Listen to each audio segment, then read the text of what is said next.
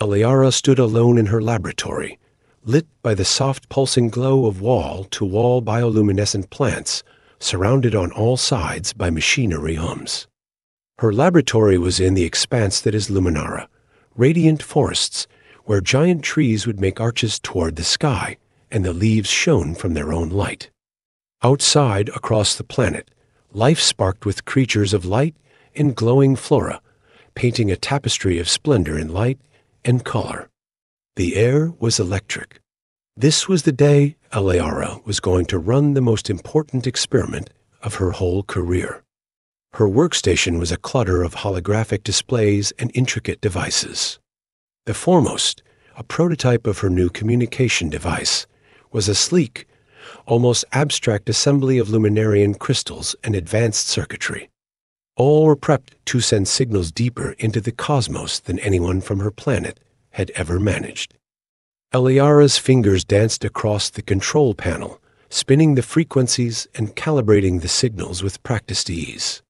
Her skin subtly shifted in hue, reflecting her emotions' luminous excitement, filling it with turquoise tinges, commingling with those of purple anxiety, both of them over the event. She was young for a scientist of her caliber, with eyes the color of their clear skies, alight with a need for answers that outshone even her fear.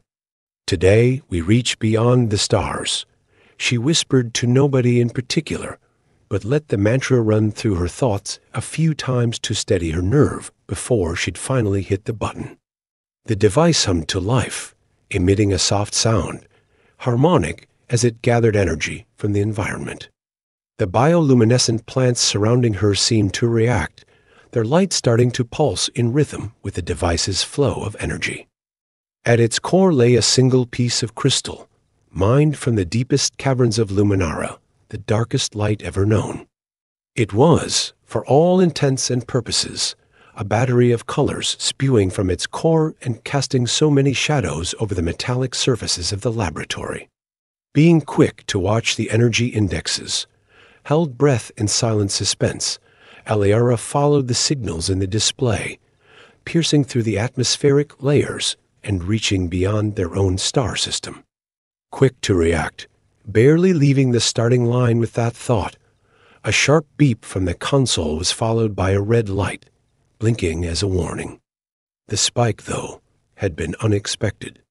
The signals bounced back only as if hitting an invisible barrier. But there was something more, a return signal, weak, distorted, yet definitely artificial. This made Eliara's heart race with what was supposed to be just a simple test of range and power. Communication? From where? From whom? She finally adjusted the settings, running the device through a filter she designed to home in on the signal. Static filled the lab, the sound of a voice trying to break through a storm. Then, cutting clear from the jumble, a pattern arose, a sequence of pulses, rhythmic and intentional. It was a message. Someone or something was answering, not of her world, nor from any world known in her system. Eliara leaned back in her chair. Her mind raced with possibilities. This was no mere breakthrough. This would be a discovery that changed everything. What lay beyond this signal? Another scientist, probably, a curious mind who had reached out into the void as she had. She made a record of the signal, her hand steady in her lap. So much work was still to be done. Data analysis, preparing herself for some possible risks, discussing with the team.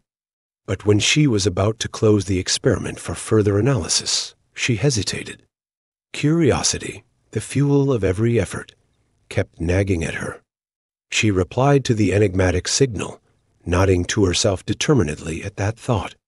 If this marked the dawn of interstellar communication, then she would be its herald. And yet outside, in stark contrast, the forests of Luminara continued to glow, oblivious of the monumental conversation which had just begun. But to Eliara, at that moment, the vast universe had just opened, and she was right in the very center of it. Chapter 2. Shadows of Obsidian's sun rarely managed to pierce the heavy, ashen clouds that had drawn a veil of shadows over the jagged landscape of Obsidian. The whole planet was alive not with the rich, glowing life of Luminara, but with the deep, relentless rumble of volcanic activity. It was a world of fire and stone, where the very act of being meant the struggle to keep your place in an environment that knew no mercy. And in the middle of this stark landscape, he stood. Zorax was a figure of darkness and solidity, much like the dark rocks that surrounded him. His home was a testament to resilience, built into the side of a dormant volcano with walls built of blocks of obsidian and basalt. Here, in his private place, he was no mere engineer of the mines, no apprentice to masters over the sea. No, here, he was his own master, commander of the elements using the technology that their people had been forced to forge so long ago. His appearance reflected his environment. His skin was tough, the color of the volcanic glass that coated his world, and his eyes were like molten metal, a reflection of a life spent in the glow of magma and fire. He was big, even for one of his people, muscles honed by decades of the deepest mines and endurance tested by the worst the planet could throw at him. As night fell, a rare occurrence when the thick clouds dimmed to allow glimpses of the stars, Zorax settled into his workroom, lit by the soft red glow of lava tubes that snaked through the structure. It was a chamber of geological maps and mining tools, but the showpiece had been something he'd built himself, a communications setup strong enough to survive the electromagnetic disturbances in the air during one of this planet's frequent eruptions. Not that he was looking for new lodes to mine tonight. His attention was riveted elsewhere, to a strange anomaly, a signal, weak and intermittent, that had appeared in the background static that normally cloaked such long-distance communications. There was nothing that any volcanic noise could ever make, a patterned sequence that seemed to carry some kind of meaning with it. His brows furrowed, reaching for the controls of his communicator to make further adjustments of filters and amplifiers. The static crackled a sound, to him and his workers, as familiar as the lullabies they had sung to their children, as ubiquitous as the rise and set of the sun, but now it burbled with the undercurrent of something entirely different. And then the signal firmed, suddenly thumping through the speakers in a rhythmic throbbing that seemed to harmonize with the throbbing of lava from below. And his heart kept pace. This was no accidental interference. It was a message, a greeting sent through the blackness that his world was tumbling through. His steady hand, forged by years of managing dangerous operations in the mines, captured the incoming data on paper. His mind, always brilliant in its analysis, began to piece together the potential. The concept of communication from another world was something held in theory and stories, never the practical, grounded life of a miner. Yet here it was undeniable and compelling. A few threads of that caution pushed Zorax into considering answering anyway.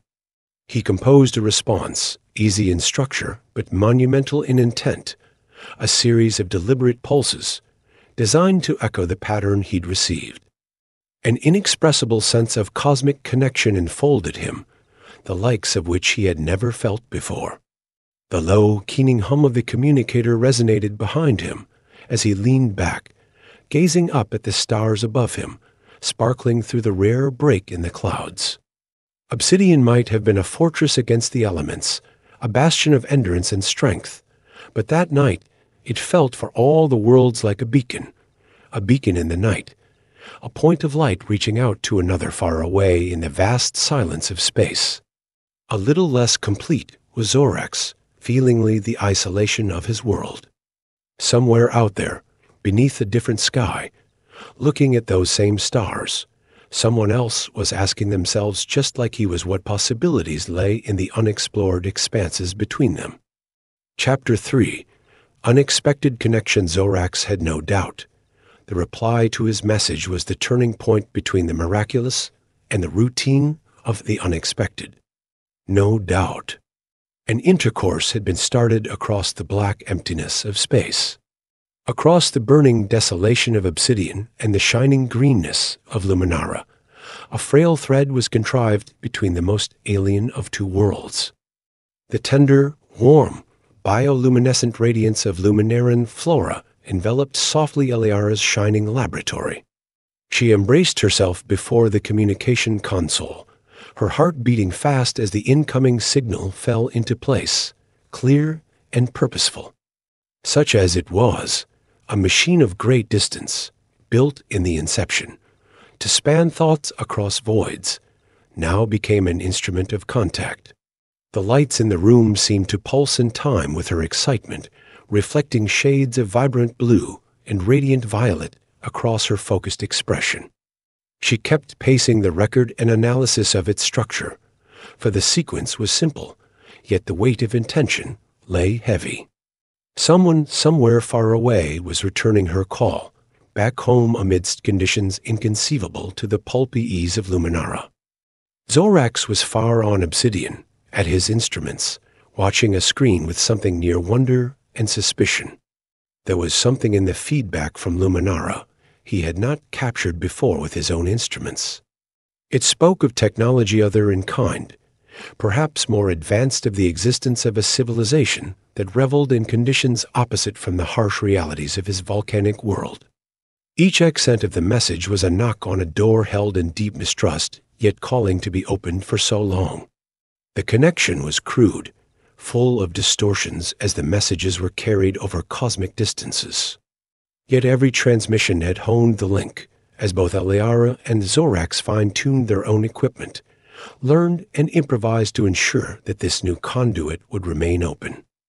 It was Eliara who made the first attempt at the next step. In a hopeful, but not overly hopeful manner, she transmitted a more complicated message, a string of audio-visual data points calculated to give a tantalizing view of Luminara itself. She transmitted the glowing forests, the radiant sky, and even a snippet of her own clipped voice, giving a formal introduction. "Hello, this is Eliara of Luminara. Your signal has been received. You are not alone." The difference between the two worlds was jarring. Zorax had been affected profoundly by the transmission on Obsidian. Luminara was a world of glowing greens, a flickering, radiant environment that seemed unearthly compared to his rock, shadow, and fire world. Eliara's voice had been musical, clear, an odd melodic presence in this room, all rough basalt and shiny obsidian. Her voice bespoke curiosity and hope. It spoke of venturing across the darkness. Zorax replied, although his response was more hesitant. There was no grand effort at visual display, no motion of the landscape that surrounded him. Instead, a brief, one-sided recording of his voice, jagged like the formations on his volcanic world, and a panorama of obsidian. "This is Zorax of Obsidian. I hear you, Eliara. This has changed much." As their messages blazed through the void, an unspoken bond began to form between Eliara and Zorax. What had begun as strictly a scientific communication was growing into something far more intimate. The gulf between their worlds was still as great as it had been, but the space between the two individuals was now completely saturated with shared exploration and dawning respect. As their communications developed, the two strangers began to put together a more and more complete picture of each other's reality. But so enormous were the contrasts in culture, technology, and environment that the scope for learning and growth was equally immense. Inside the safety of her laboratory, soaked in the warm glow of her home planet, Eliara felt something shift within her, a view of her world expanding, leading to the wake of new possibilities. Under the starlit sky of Obsidian, Zorax looked up to the constellations that he had known all his life. Now they seemed different, alive with potential. Somewhere out, there was a point of light, a beacon calling to him from Luminara. And for the first time, the universe didn't seem quite so vast or lonely.